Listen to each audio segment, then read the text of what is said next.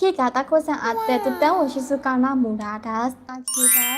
この皆さんに面白いことを教えたい。はい、勉強しない方たくさんいます。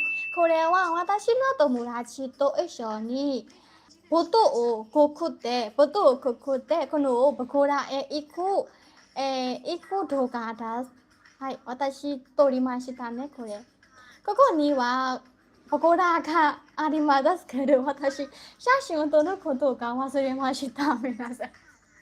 はい、忘れましたよ、私。私の村にあります。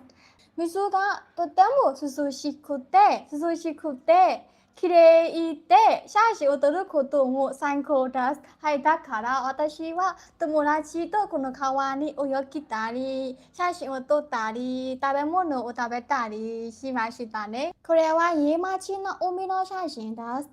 これは家町の一番高い山です。一度だけ行くことがありましたね。